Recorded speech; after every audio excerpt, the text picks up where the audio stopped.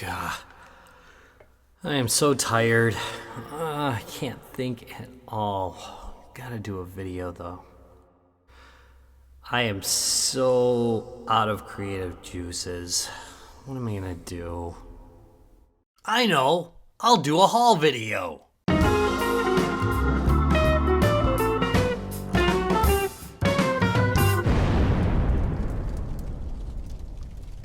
Well, hello there, real gamers. Retro Rob here, and welcome to Retro Rob Plays Everything. It's time for a haul video, and I haven't done one of these in a while because I kind of trickle things in now. I don't buy as much. I'm kind of out of that. I would say I'm still collecting. It's just that I'm a little bit more picky. Like I won't buy like a bunch of like old football games on the Super Nintendo because I don't play them. I just kind of buy things that I think I'll play nowadays, and I'm less concerned with getting a complete collection. Anyway, this stuff, a lot of it is stuff that, well, I wouldn't say a lot of it. Some of the stuff is things that were sent to the channel for a review that will come up for review soon.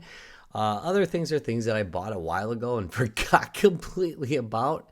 And some other stuff's just recent pickups. So anyway, I'm done talking about this. Let's go take a look at the stuff that you really want to see. And here's the first item. This is the Isamax or Isamax keyboard by Red Dragon. They send me stuff to review every once in a while, and this is the latest thing. This sucker's wireless, though. It's both Bluetooth, or you can use a dongle that's included, and of course you can do it wired if you would like. I love the color of this. This is so my jam, this kind of retro style. So I'm looking forward to checking this one out. I'll definitely be doing a full review on it later. Looking at the back, we'll just see if there's any features that they would like to point out. 98 key. Oh yeah, it's also got the volume knob. That's pretty cool too.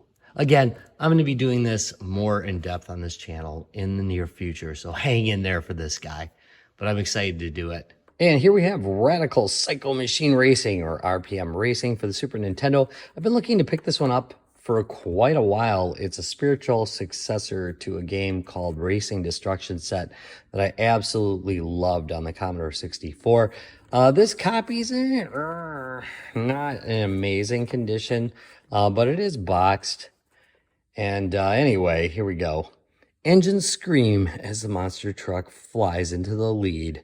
All four racers spill over the dirt hill and slam onto the asphalt surface.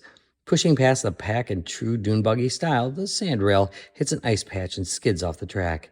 The Eurocar crashes through the open hole, but not before dropping off a few mines to slow down any slipstreamers. The race has just begun. And yeah, it's a good game. I've played it recently. I think Travis from Guys, Games, and Beer had a copy of it and introduced me to this one. And I thought, oh, yeah, that's pretty good. So there's the game itself. And here we have the manual. So the manual's in good shape. The box is nothing to write home about, but at least it's there. And the game appears to be intact. So pretty happy with that. Next, we have a game from Mega Cat Studios. This is Rocket Panda. And I did a gameplay of this earlier, of the demo. And I liked the demo enough that I bought the actual game. So it comes with the manual, comes with the game itself. And enter a thrilling journey to save Biscuit Land from the clutches of the wicked Biscuit Head. That's right.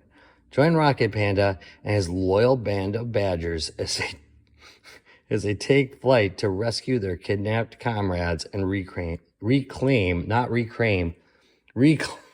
their homeland. And not reclaim either. There's that guy right there. Let's go on. I've got one shot at this, and I've been doing a lot of retakes. I'm not kidding. The first scene was like freaking 8 of them, so I can't speak. So hopefully I'll get through this one okay. This one is coming from the UK. I know what it is. Well, I'm pretty sure I know what it is. 99% sure, yeah. Okay. This is from Fun Stock, and it's the Evercade folks, of course. And here we go. There's a code on that, so I'm not going to show that right away. We've got the Tomb Raider collection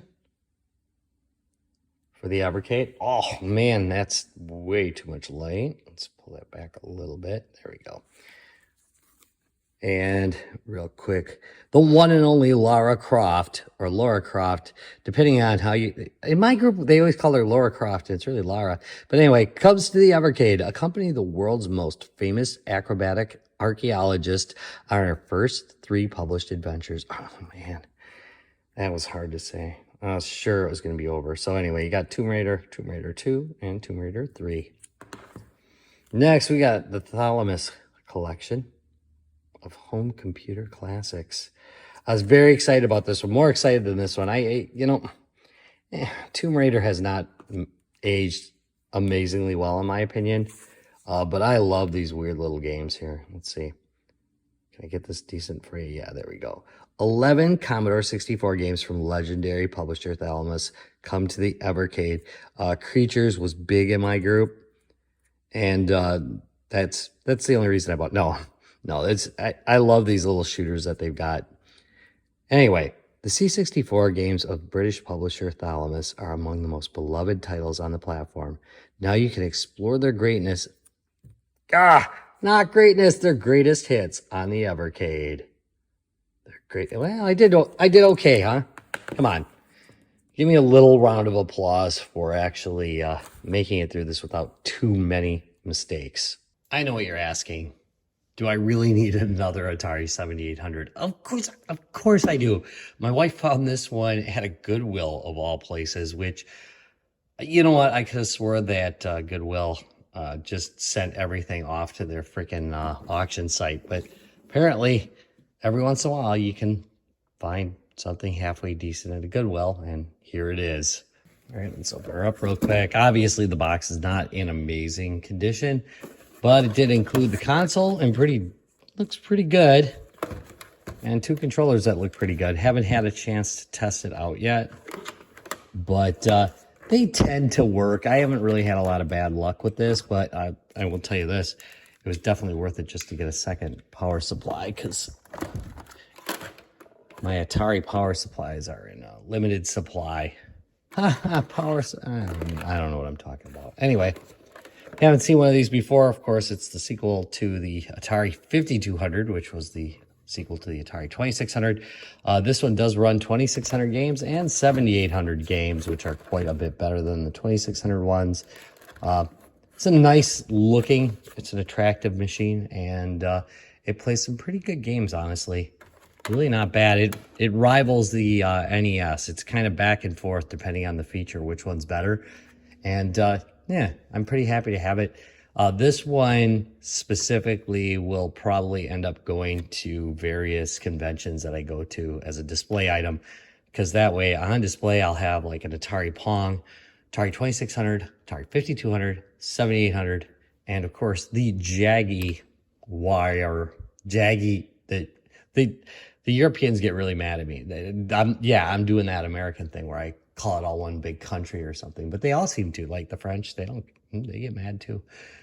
But we call it Jaguar here in this area, in Wisconsin, but Jaguar. Well, I'm done talking about this, but anyway, I did get the 7800. And here we have a game system sent to me by Mech DIY. I believe I've got this right because I actually asked him how to pronounce it. I've not been doing a lot of these game systems lately. However, they apparently have a firmware for this that is, it's more polished, I guess is the word, than what you usually get in these. So they were like, hey, why don't you check it out? And I said, all right, I'll do it. So I'm going to do a video on this Trim UI Smart Pro handheld game system.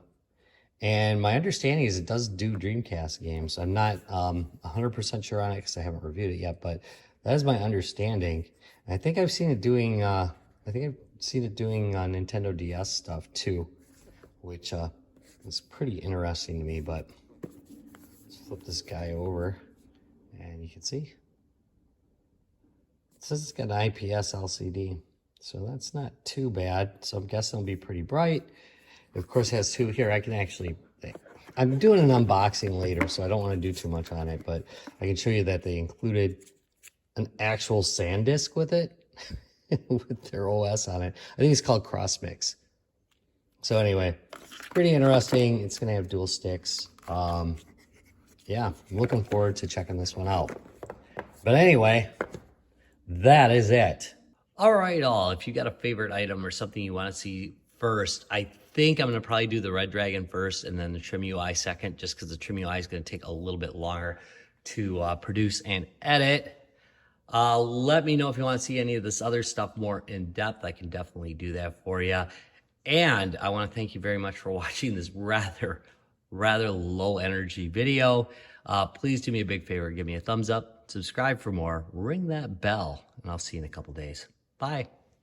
I wish I could leave my skin behind in this old rented room, float my way across the great divide and be buried in you. I've been looking far and wide for what I gotta prove, and putting peaks in my rear view. Well, it's colder here than anyone told me the South could get, and I took to staying up real late and smoking cigarettes. The cheap tobacco burns the way that bridge between us did, and I'm left looking at the glowing ends.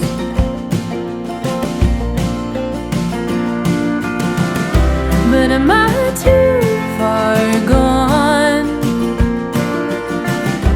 to be running home?